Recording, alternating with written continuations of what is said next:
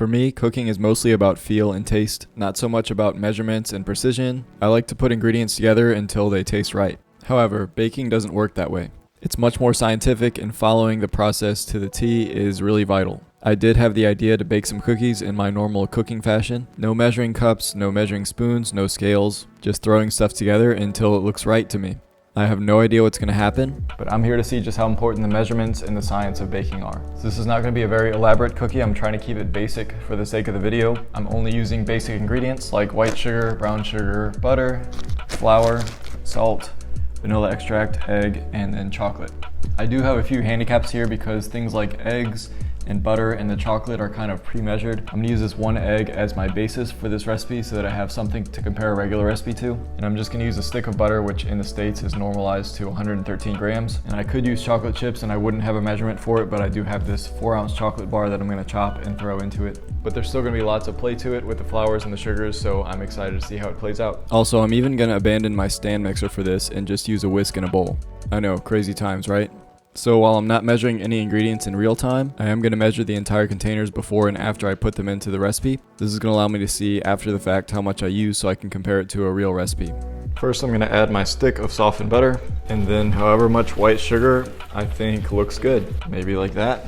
Now if something doesn't look right, I'm giving myself the liberty to add in things just like I would with like a savory recipe when I'm tasting or adding seasoning to taste. So I'm going to try to go with equal parts of brown sugar that I did with my white sugar.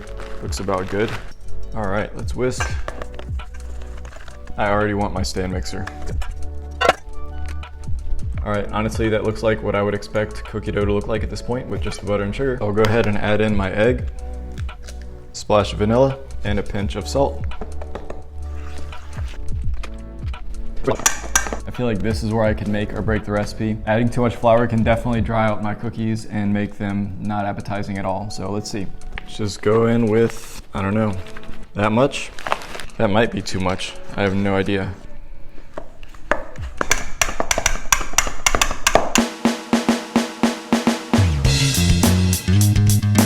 I don't know, now I feel like this is not enough flour. Feels like it's just too loose. This would probably help if I didn't always use my stand mixer to make cookies, because I'd have a better feel of what it's supposed to feel like at this stage. I'm just gonna give it a touch more.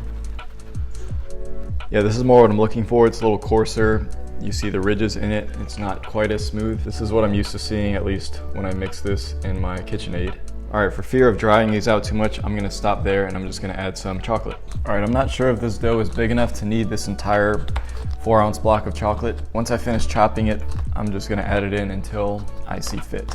This is definitely one of the more lenient ingredients in chocolate chip cookies. You can get away with putting way too much in here and it'll still be good. And even if you don't put enough, a good cookie should still taste good without it. All right, we'll start with a little handful first. You can always add more. Yeah, I think I'll add just a little bit more. That looks good.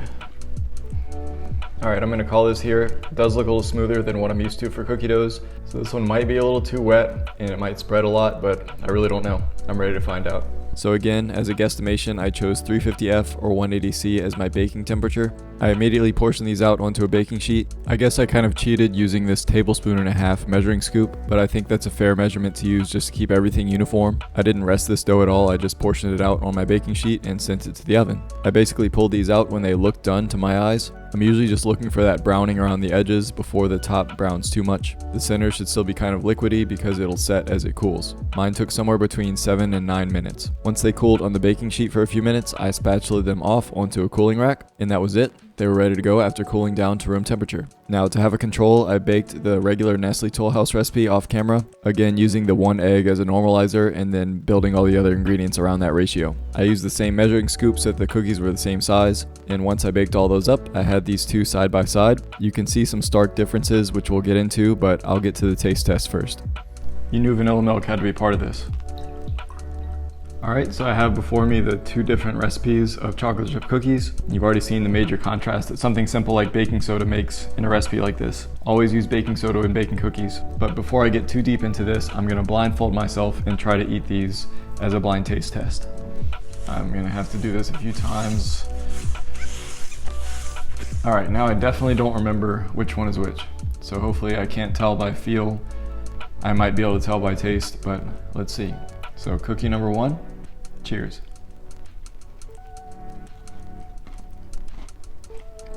It tastes like a chocolate chip cookie.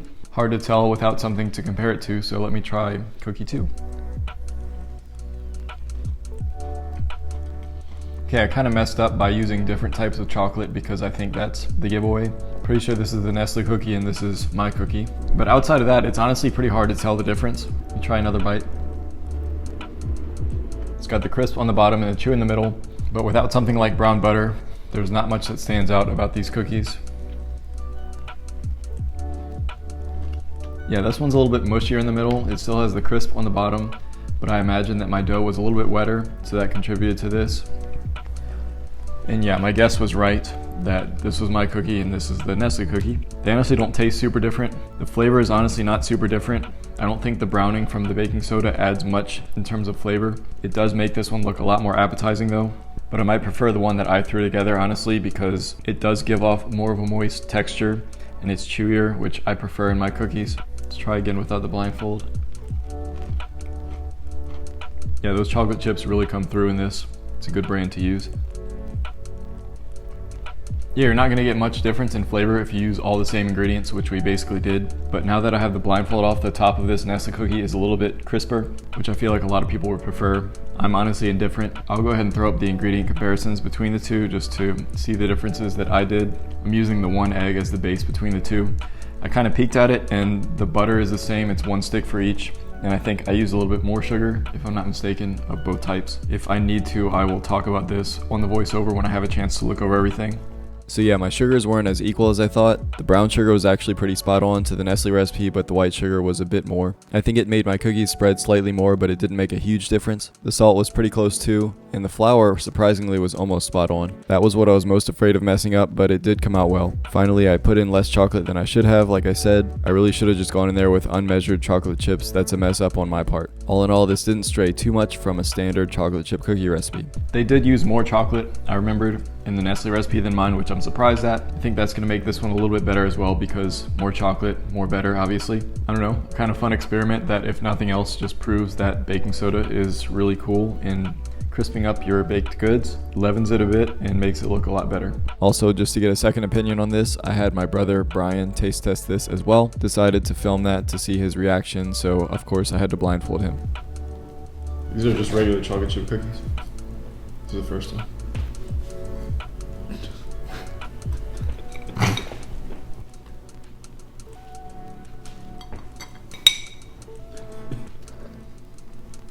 It's pretty good. It tastes like a regular chocolate chip cookie.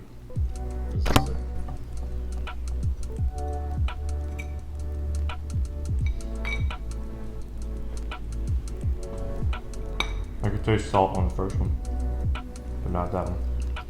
That's it? That's 1? This one's 1? Yeah. It's 2.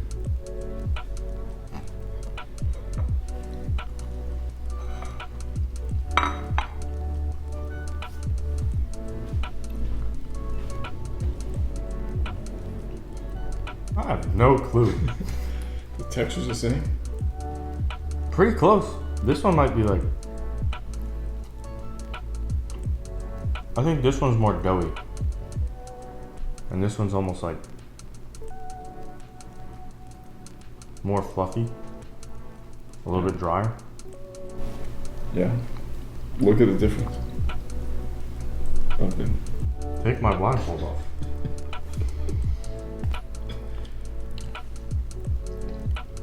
This one looks more doughy and white. Yeah. I almost said this one had more chocolate in it. That's 1. I know. What the heck did you do with this one? That one does have more chocolate. I could tell that. I think that's why it was more wet. This one has baking soda and that one doesn't. It's just the Nestle Toll House standard recipe. And this is one that I just tried to make without a recipe, just not measuring anything. That was better. I could tell this one's drier though, the second one. This is a different type of video than what I normally do, but I figured I would try it. If you enjoyed it, let me know. If you want to see more stuff along these lines, I'm happy to do it. Of course, I pulled this idea with the blindfold and everything from Ethan Chbosky, but I do enjoy diving into food in this manner. That's going to be it for me today. Thank you all for watching. Be blessed, and I'll see you next time. Just make sure that you never walk the roads alone. Always walk with a buddy.